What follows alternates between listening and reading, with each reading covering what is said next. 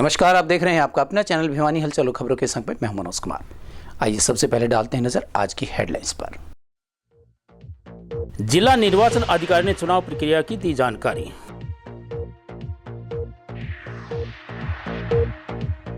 कृषि विज्ञान केंद्र में हुआ कृषि प्रशिक्षण सम्मेलन।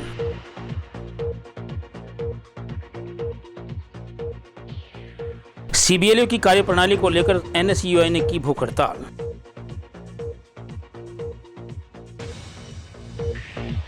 विधानसभा चुनाव में संयुक्त किसान मोर्चा खोलेगा भाजपा की पोल।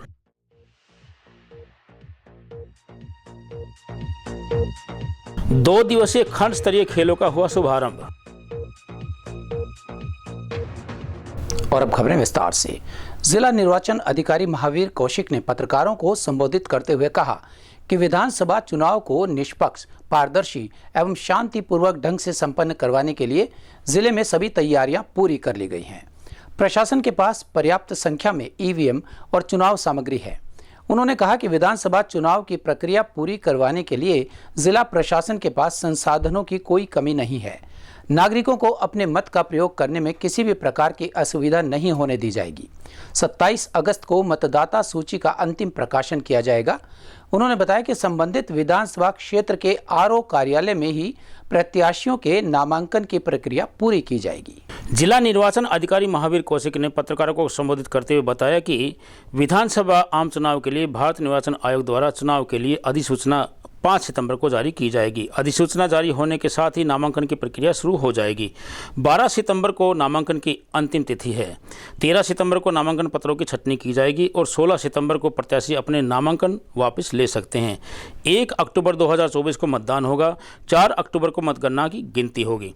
उन्होंने बताया कि नागरिकों को उनके मत का प्रयोग करने के लिए जिला की चारों भिवानी, तोशाम, लोहारू व बुआनीखेड़ा विधानसभा क्षेत्रों में कुल 941 पोलिंग बूथ बनाए गए हैं, जिनमें 4 मॉडल पिंक व पीडब्ल्यूडी बूथ बनाए गए हैं। सभी मतदान बूथों को चेक किया गया है। मतदान केंद्र पर पेयजल, बिजली और शौचालय आदि की मूलभूत सुविधाएं उपलब्ध करवाई जाएंगी। इसके लिए संबंधित सेक्टर ऑफिसर को निर्देश दिए जा चुके हैं।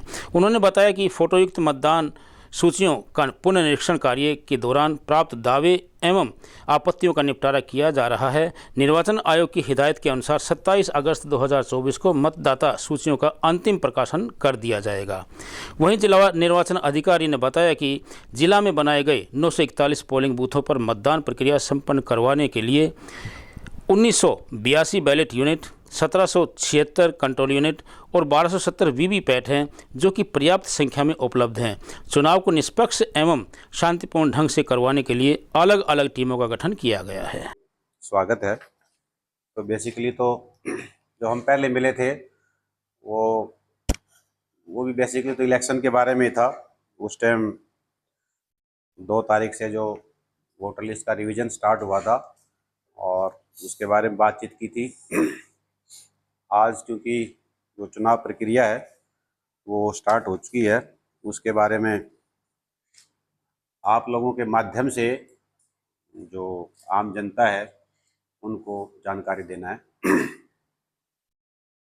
तो जैसा कि आप जानते हैं कि माननीय निर्वाचन आयोग द्वारा हरियाणा में जो चुनाव है उनकी घोषणा 16 अगस्त को कर दी गई थी और 16 अगस्त से ही पूरे प्रदेश में जो चुनाव आचार संहिता है वो लागू हो गई है। चुनाव आयोग का जो शेड्यूल है उनके हिसाब से जो नोटिफिकेशन है वो 5/9/2024 को थर्सडे बृहस्पतिवार को नोटिफिकेशन है, वो गजट नोटिफिकेशन है वो जारी हो जाएगा। और नामांकन करने की जो अंतिम तिथि है वो 12/9/2024 वो भी बृहस्पतिवार का दिन है। और जो नॉमिनेशंस की स्क्रूटनी है वो 13/9/2024 को होगी, शुक्रवार का दिन है। Last date for withdrawal of candidature है वो 16/9/2024 है, सोमवार। 16/9/2024 तक कोई नामांकन अगर दाखिल किया है तो उसको वापस लिया जा सकता है। जो मतदान की तिथि है वो 1/10/2024 मंगलवार, और जो मतगणना है वो 4/10/2024 शुक्रवार को होगी, और जो इलेक्शन है उसकी जो प्रक्रिया है वो 6/10/2024 को रविवार को पूरी हो जाएगी। तो जैसा मैंने आपको पहले ही बताया था कि जो वोटर लिस्ट है वो जो निष्पक्ष और फेयर जो चुनाव के लिए सबसे पहले जो वोटर लिस्ट है वो सही हो। जो वोटर लिस्ट का बहुत महत्व है, और जो पहले हमने आप लोगों से बातचीत की थी तो उसमें भी हमने यही जोर दिया था कि जो वोटर लिस्ट है उसका रिवीजन का कार्य चल रहा है, और वो 2 अगस्त को उसका प्रारंभिक प्रकाशन हुआ था, और 16 अगस्त तक इस बारे में दावे और आपत्तियां हैं वो लोगों से ली गई थी, और पूरे ज़िला में 3/8/24 से लेके 16/8/24 तक अगर लें जो दावे आपत्तियां हैं, वो जो फॉर्म नंबर 6 हैं नई वोट बनवाने के लिए 9,711 आवेदन हैं हमें प्राप्त हुए हैं पूरे ज़िला में फार्म नंबर 6 नई वोट बनवाने के लिए। और फार्म नंबर 7 है जो वोट को कटवाने के लिए है, वो 8,573 जो आवेदन है वो प्राप्त हुए हैं, और इनका जो दावे और आपत्तियां हैं उनका निपटान का कार्य जारी है, और इनका जो निपटान करने उपरांत 27/8/2024 को जो मतदाता सूची हैं उनका अंतिम प्रकाशन कर दिया जाएगा। 27/8/24 है वो डेट ऑफ फाइनल पब्लिकेशन है। कृषि विज्ञान केंद्र में अनुसूचित जाति व जनजाति के किसानों के लिए एक फसल प्रशिक्षण सम्मेलन का आयोजन किया गया। इस सम्मेलन में किसानों को फल एवं सब्जियों तथा नर्सरी लगाने के बारे में सुझाव तथा निर्देश दिए गए। कृषि विशेषज्ञ डॉक्टर करिश्मा नंदा ने बताया कि प्रति वर्ष की भांति इस वर्ष भी किसान प्रशिक्षण सम्मेलन का आयोजन किया गया है। यह प्रशिक्षण किसानों को उनकी फसल और कृषि के बारे में उनकी जानकारी में वृद्धि करने और उन्हें रोजगार योग्य बनाने के लिए दिया जाता है। कृषि विशेषज्ञ डॉक्टर करिश्मा नंदा ने बताया कि सम्मेलन में किसानों को पहले कृषि विज्ञान केंद्र में अपना रजिस्ट्रेशन करवाना पड़ता है। उसके बाद केंद्र द्वारा किसानों को सिलेक्ट किया जाता है और उन्हीं किसानों को सम्मेलन में बुलाया जाता है जो कम से कम 5वीं पास हो। कृषि विज्ञान के डॉक्टर मुरारी ने बताया कि इस तरह के आयोजनों का उद्देश्य यही होता है कि छोटे किसानों को रोजगार प्रदान करने के लिए प्रशिक्षण सम्मेलन का आयोजन किया जाए। इस प्रशिक्षण सम्मेलन में नर्सरी, रेंजिंग, फल सब्जी प्रशिक्षण की ट्रेनिंग दी जाती है, जिसमें किसानों को फार्मिंग करने की जानकारी भी दी जाती है। ढाणा गांव से आए किसान राजेश चौधरी ने बताया कि प्रशिक्षण सम्मेलन में नर्सरी तथा फल एवं सब्जियों के बारे में अच्छी जानकारियाँ दी गई है। नमस्कार, मेरा नाम डॉक्टर करिश्मा नंदा है और मैं यहाँ जिला विस्तार विशेषज्ञ वानिकी के तौर पर कार्यरत हूँ कृषि विज्ञान केंद्र भिवानी में। यहाँ हर साल SC/ST कम्युनिटी के लिए स्पेशली वोकेशनल ट्रेनिंग कराई जाती है जो 5 दिन की होती है, जिसमें हम किसानों को, औरतों को और जो अनएम्प्लॉयड है गांव से, रूरल बैकग्राउंड से जो लोग बिलोंग करते हैं, उन्हें हम ट्रेनिंग प्रोवाइड करते हैं। अलग अलग तरह की ट्रेनिंग प्रोवाइड करते हैं, जैसे कि cutting and tailoring, bakery, nursery raising और डेयरी प्रोडक्ट्स के लिए। तो इसमें जो गांव के अनएम्प्लॉयड मेन और वुमेन हैं वो अपने आप को स्किल्ड बना सकते हैं। और सबसे अच्छी बात यह है कि इन ट्रेनिंग्स के कंप्लीशन के बाद लोग स्टार्ट कर सकें कॉटेज लेवल पर। और जैसे अभी फिलहाल नर्सरी रेजिंग की ट्रेनिंग चल रही है जो 16 तारीख से स्टार्ट हुई है, जिसमें हम पार्टिसिपेंट्स को किस तरह से नर्सरी स्टार्ट करनी है ये हम सिखा रहे हैं। और कृषि विश्वविद्यालय की तरफ से किसानों को ये ट्रेनिंग दी जा रही है। इसमें बागवानी की जो ट्रेनिंग दी गई है, जैसे पेड़ पौधों के बारे में हमें जानकारी दी, जैसे औषधीय पौधे हैं वो नीम के हैं। ये जो ट्रेनिंग चल रही है ये हमारी 16 तारीख से शुरू हुई है और ये 22 तारीख तक चलेंगी। इसमें 2 दिन का 18 और 19 का अवकाश रहा है। तो ये जो ट्रेनिंग है इनमें एक तो है फल एवं सब्जी परिरक्षण की है। और एक एनएसयूआई के जिला अध्यक्ष मंजीत लाग्यान के नेतृत्व में सीबीएलयू के बाहर एनएसयूआई के सदस्यों ने अपनी मांगों को लेकर भूख हड़ताल शुरू कर दी। एनएसयूआई के पदाधिकारियों ने सीबीएलयू प्रशासन के खिलाफ जमकर नारेबाजी की और आरोप लगाया कि प्रशासन जानबूझकर विद्यार्थियों के भविष्य से खिलवाड़ कर रहा है। इसे अब बर्दाश्त नहीं किया जाएगा। जब तक विश्वविद्यालय अपनी गलतियां नहीं सुधारता है तब तक धरने और हड़ताल पर वो बैठे रहेंगे।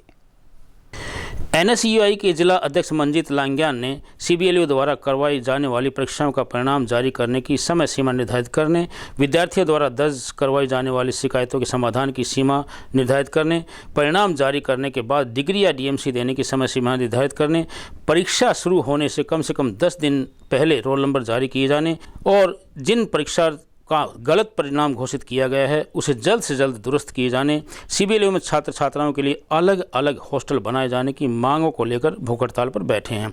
लांग्यान ने कहा कि उपरोक्त मांगों को लेकर वे कई बार सीबीएलयू प्रशासन को अवगत करवा चुके हैं, लेकिन सीबीएलयू पर उनका कोई प्रभाव नहीं पड़ रहा है। उन्होंने कहा कि सीबीएलयू विद्यार्थियों के भविष्य को लेकर जरा भी गंभीरता नहीं दिखा रहा है और जानबूझकर विद्यार्थियों के पाठन संबंधी क्षेत्र में गलतियां कर उनके भविष्य के साथ खिलवाड़ कर रहा है। ये भूख हड़ताल हमने आज से शुरू की है क्योंकि जो चौधरी बंसीलाल विश्वविद्यालय प्रशासन द्वारा पहले भी रिजल्ट जारी किया गया और अब भी रिजल्ट जारी किया गया, किसी रिजल्ट के अंदर तो एब्सेंट शो कर रखी है, किसी में असेसमेंट के नंबर नहीं लगा रखे और किसी के अंदर एमडब्ल्यू शो कर रखी है, जिसके कारण जो भी विद्यार्थी है उसको काफ़ी समस्या आ रही है। वो कहते हैं कि अगर यूनिवर्सिटी में अगर आपको अपना रिजल्ट अपडेट करवाना पड़ेगा, लेकिन ये एक विद्यार्थी की समस्या नहीं है, जो भी विश्वविद्यालय के अंतर्गत कॉलेज आते हैं उन कॉलेज के हर विद्यार्थी की समस्या है। तो हर विद्यार्थी कैसे विश्वविद्यालय तक पहुँच सकता है? ऑनलाइन पोर्टल शुरू कर सकता है, लेकिन उसका समय पर समाधान तो नहीं होता। डेट निर्धारित हो जिससे कि वह बच्चा निश्चित रहे कि उसका 15 दिन के या 20 दिन के अंदर उसका रिजल्ट जारी हो जाएगा, उसकी समस्या का समाधान हो जाएगा। जब लगी ये बात हमारी नहीं मांगी जाएगी, मैं मंजीत लांग्यान यहाँ पर भूख हड़ताल पर बैठा रहूँगा। मेरा नाम मुस्कान है, मेरे पापा का नाम पवन कुमार है। मैंने इस सीबीएलयू यूनिवर्सिटी में जो एग्जाम दिया था उसमें मैंने एग्जाम तो दिया था बट उसमें एब्सेंट शो कर रखा है, तो तब तक हमारा रिजल्ट ठीक नहीं होगा, हम यहाँ पर भूख हड़ताल करते रहेंगे। इसलिए यूनिवर्सिटी से हमारी ये कंप्लेन है कि उन्होंने हमारा जो रिजल्ट जो खराब दिया है उसको ठीक करके दे, हमारी यही मांग है बस। अपना कंप्लेंट डाले।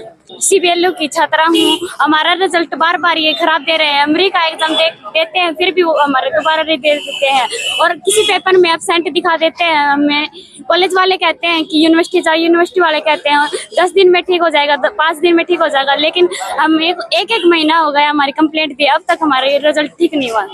विधानसभा चुनाव की घोषणा होने के बाद अनेक संगठनों ने भाजपा सरकार के विरुद्ध अपना मोर्चा खोल दिया है।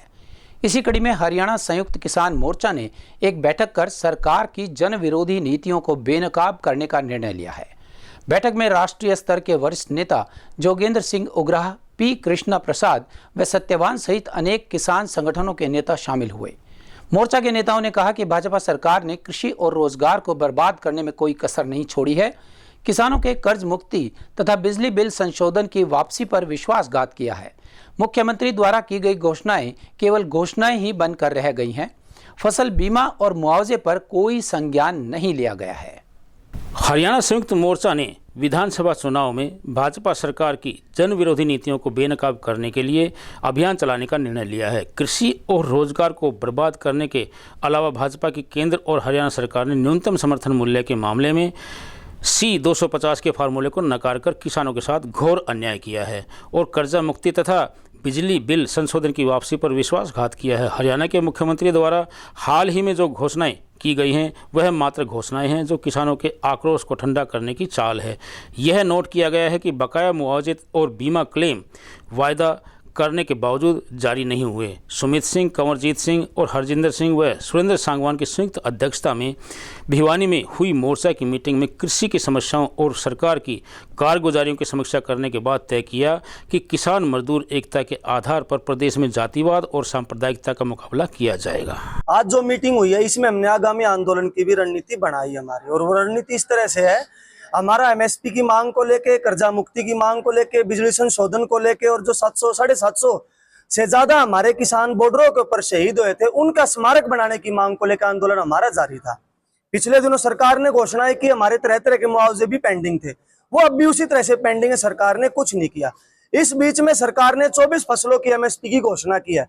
स्पष्ट हम ये करना चाहते हैं कि हमारी एमएसपी की जो मांग है वो स्वामीनाथन आयोग की सिफारिश के अनुसार C2 प्लस 50% और खरीद की गारंटी की मांग है। लेकिन हरियाणा की सरकार ने उस तरह की कोई घोषणा नहीं है, ये केवल जुमला है, कोई एमएसपी नहीं देना चाहते। वर्तमान इससे पहले भी जो 14 फसलों पे एमएसपी थी उस पे भी किसानों को जो है लागत का 1.5 गुना दाम नहीं मिल रहा है। भावांतर योजना के तहत बहुत सारी फसलों को कवर किया जा रहा है। तो ये जो इन्होंने जुमला छोड़ा था या फिर ये जो अभियान माफ करने की बात थी, कर्जा मुक्ति के पते बोल ही नहीं रहे हैं। तो ये सब जो है अभी विधानसभा के चुनाव है तो उसको देखते हुए इन्होंने किसानों को बरगलाने के लिए झूठा जो है वो वायदा किया। हम उससे सहमत नहीं है बिल्कुल भी, और हमारी जो लंबे समय से लंबित मांग है उनको लेकर हमारा आंदोलन जारी रहेगा। दूसरी बात, अभी विधानसभा चुनाव की घोषणा हुई है, 1 तारीख को इलेक्शन होंगे हरियाणा में। संयुक्त किसान मोर्चा ने राष्ट्रीय हमारा जो निर्णय था 10 जुलाई की मीटिंग के अंदर कि हम भाजपा को हराने का काम करेंगे। और भाजपा को हराने का काम क्यों कर रहे हैं हम लोग? क्योंकि भाजपा की नीतियों की वजह से ही हम आज जो है कि देश का किसान, प्रदेश का किसान और मजदूर जो वो सड़कों पे है, उनके मुद्दों का समाधान नहीं हो रहा। लंबे लंबे समय से धरने चल रहे हैं, कोई सुनवाई नहीं हो रही। बीच में आज संयुक्त किसान मोर्चा हरियाणा के सभी घटक किसान नेता पहुंचे थे, किसान संगठन पहुंचे थे। आज की जो अपना इसकी प्रधानगी है मीटिंग की, साथी सुमित दलाल, हरजिंदर सिंह राणिया सिरसा से और सुरेंद्र पाल और स्वयं मैं कंवरजीत सिंह, हमारी जो अध्यक्षता में आज की मीटिंग हुई है। इसमें एक तो हमने विधानसभा चुनाव जो आने वाले हैं प्रदेश में उसका बीजेपी के विरोध करने के लिए जो लोकसभा चुनाव में हमने पैटर्न अपनाया था, लगभग वही पैटर्न हमारा विधानसभा चुनाव में रहेगा। बीजेपी को नंगा करो, उसको हराओ, ये चीज़ें हमारी रहेंगी कि लोगों के बीच में जाओ। एक तो हमने मुख्य तौर से इस मुद्दे को क्लियर किया है अपने को। दूसरा, पीछे आपने सुना होगा हरियाणा के मुख्यमंत्री नायब सिंह सैनी काफ़ी पतासे बांध रहे थे कि मैंने एमएसपी लागू कर दी, मैंने ये कर दिया, मैंने वो कर दिया। उनकी जो घोषणाएं हैं वो एक भ्रम की स्थिति हरियाणा में पैदा कर रही थी, किसानों के बीच में भ्रम पैदा हो रहा था। उसका जो कुछ है हमने उसके ऊपर आज उनकी मांगों के ऊपर, उनके किए अनाउंसमेंट के ऊपर आज हमने इसमें रिव्यू किया है। और रिव्यू करने के पश्चात हमें पता चला है कि इसमें कोई भी नई बात नहीं है, इसलिए हम बिल्कुल असंतुष्ट हैं। उसी प्रकार बीजेपी जेजेपी सरकार का पीछे विरोध करते आए थे। आगे जो भी सरकार बनेगी यदि वो हमारी इन मांगों को नहीं मानती तो ये विरोध हमारा कंटिन्यू रहेगा। तो साथियों, जैसे मोटी मोटी बातें हैं कंवरजीत जी ने और सुमित जी ने आपको बता दी, क्योंकि जो बीजेपी सरकार है इसने हमारे साथ नहीं पूरे भारत देश के साथ इन्होंने वादा खिलाफी की है। और आने वाले चुनाव में आज एसकेएम हरियाणा की जो मीटिंग भिवानी में हुई है उसमें जो मोटे मोटे फैसले थे साथियों ने आपको बता दिए हैं। इसमें से मैं आपको एक बात कहना चाहूंगा कि जो साजिश के तहत हमारी बहन मनीष फोगाट के साथ इन्होंने किया उसमें कड़ी शब्दों से एसकेएम हरियाणा निंदा करता है और उस बहन के साथ एसकेएम हरियाणा उनके साथ खड़ा हुआ है। और मीटिंग में जो फैसला लिया गया है कि इनका जो विरोध होगा शांतिपूर्वक ढंग से इनका विरोध होगा, इनके सवाल किए जाएंगे, उनसे जवाब पूछे जाएंगे और लोगों को बताया जाएगा, घर घर जाकर इस चीज को बताया जाएगा कि बीजेपी सरकार ने हमारे साथ कैसे वादा खिलाफी की है। उसके बाद पूरे हरियाणा में संयुक्त मोर्चा हरियाणा, संयुक्त मोर्चा भारत के जितने भी हमारे आगू साथी हैं, किसान नेता हैं। नगर के भीम स्टेडियम में 2 दिवसीय खंड स्तरीय खेलों का आयोजन हुआ। पहले दिन भिवानी के सभी सरकारी व निजी विद्यालयों के खिलाड़ियों ने भाग लिया। राजकीय वरिष्ठ माध्यमिक विद्यालय बड़ेसरा के प्राचार्य पवन कुमार ने बताया कि स्टेडियम में खेलों के आयोजन में लगभग 1000 खिलाड़ियों ने भाग लिया है। यहां होने वाली प्रतियोगिताओं में मुख्य रूप से कबड्डी, खो खो, फुटबॉल, बैडमिंटन व नेटबॉल इत्यादि शामिल हैं। इन प्रतियोगिताओं में अंडर 11, 14, 15 और 19 के खिलाड़ी भाग ले रहे हैं। विजेता खिलाड़ी जिला स्तरीय प्रतियोगिता में भाग लेंगे। योगा कोच मोतीलाल ने बताया कि आज खंड स्तरीय प्रतियोगिता में जिले के सरकारी व निजी स्कूलों के खेलों में खिलाड़ियों ने अपनी प्रतिभा दिखाई, जिसमें मुख्य रूप से योग, kabaddi, kho kho, taekwondo, football, badminton, netball, volleyball आदि खेल शामिल थे। प्रतियोगिता के पहले दिन केवल महिला खिलाड़ियों की खेल प्रतियोगिताएं करवाई गई और प्रतियोगिता के दूसरे दिन पुरुष खिलाड़ियों की प्रतियोगिताएं करवाई जाएंगी। खंड स्तरीय प्रतियोगिता के विजेता खिलाड़ियों को आगामी जिला स्तरीय प्रतियोगिताओं में खेलने का अवसर मिलेगा। Municipal government senior secondary school Badesra, ये हमारे 2 दिवसीय खंड स्तर के टूर्नामेंट हो रहे हैं। इसमें भिन्न भिन्न स्कूलों से लगभग 1000 के आसपास बालिकाएं प्रतियोगिता में भाग ले रही हैं, जिसमें kabaddi, kho kho, yoga, athletics, handball, boxing इत्यादि गेम होंगे। और जो भी बच्चा इसमें प्रतियोगिता में जीत कर जाएगा वो बच्चा जिला स्तर की प्रतियोगिता में भाग लेगा।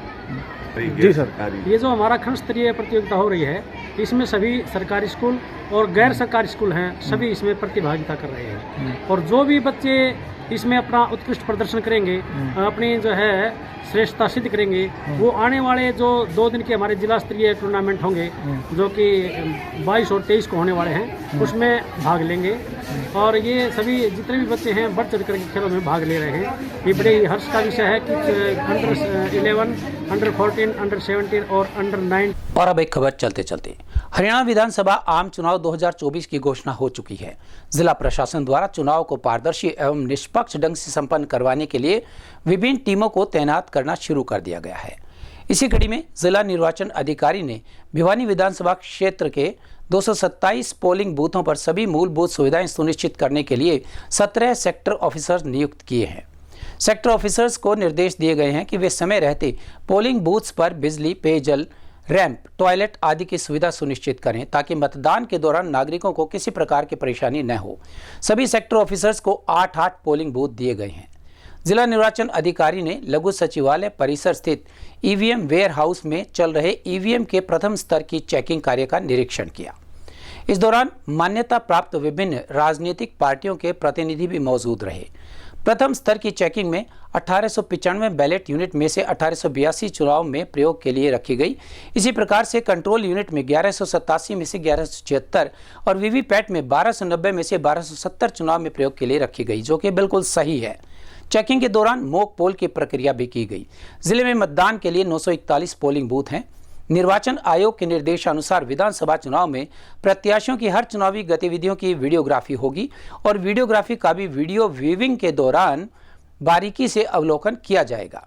जिला निर्वाचन अधिकारी द्वारा नोडल अधिकारी के नेतृत्व में जिले की 4 विधानसभा क्षेत्रों के लिए अलग अलग वीडियो व्यूइंग टीम्स का गठन किया गया है, जो वीडियो का बारीकी से अवलोकन करेंगी। विधानसभा चुनाव में प्रत्याशियों द्वारा चुनावी जनसभा, रैलियों में रोड शो आदि का आयोजन किया जाना है। निर्वाचन आयोग के निर्देशानुसार चुनाव में होने वाले प्रत्येक खर्च का हिसाब रखा जाएगा और वह चुनावी खर्च में जुड़ेगा। और अब जाने से पहले एक नजर आज की हेडलाइंस पर। जिला निर्वाचन अधिकारी ने चुनाव प्रक्रिया की दी जानकारी।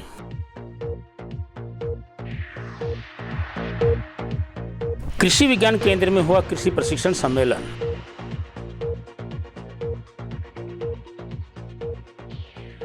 सीबीएलयू की कार्यप्रणाली को लेकर एनएसयूआई ने की भूख हड़ताल।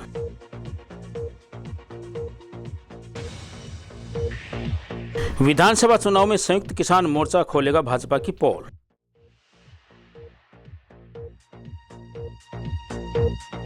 दो दिवसीय खंड स्तरीय खेलों का हुआ शुभारंभ।